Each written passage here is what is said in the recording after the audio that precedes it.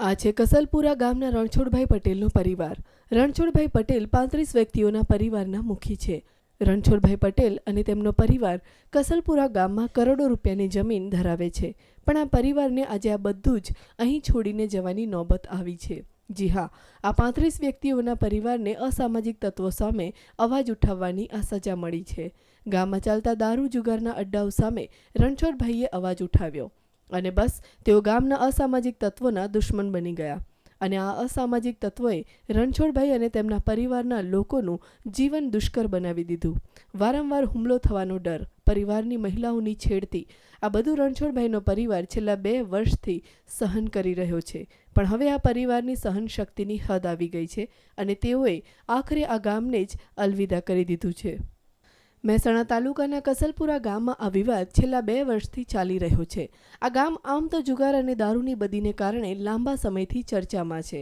આ બાબતે પોલીસને અનેક વખત રજૂઆત પણ કરાઈ છે, જે રજૂઆતથી ભડકી ઉઠેલા અસામાજિક તત્વો દ્વારા થોડા સમય પહેલા રણછોડભાઈના પરિવારને નિશાન બનાવી હુમલો કરાતા 3 વ્યક્તિઓને ગંભીર ઈજા થઈ છે અને તેઓ આજે પણ હોસ્પિટલમાં સારવાર લઈ રહ્યા છે. આ સ્થિતિમાં પોલીસ દ્વારા તેમને 24 કલાક પ્રોટેક્શન પૂરું પડાયું છે. આમ છતાં આજે પણ રણછોડભાઈને સતત ધમકીઓ મળી રહી છે, જેને કારણે રણછોડભાઈના પરિવારે ગામ છોડી દીધું છે અને તેઓ કરોડો રૂપિયાની મિલકત હોવા છતાં આજે રસ્તા ઉપર આવી ગયા છે. જોકે પોલીસ કાયદા મુજબ કાર્યવાહી થતી હોવાનો દાવો કરી રહી છે.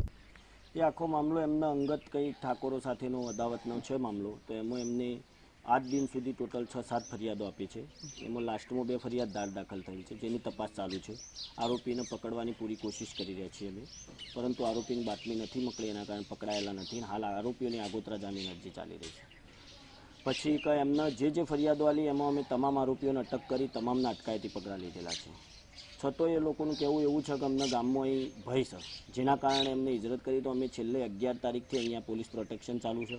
એમને કોઈ પણ જાતનો ગામમાં છેલ્લા 11 તારીખ પછી કોઈ બનાવ નથી બનેલ અને ગામવાળા તથા એસડીએમ, મામલતદાર અને ડીવાયએસપી સાહેબ તરફથી અહીંયા એમને કાલે સમજાવવામાં આવ્યા, છતાંય સમજ્યા નથી અને ગામ છોડીને જતા રહેલા.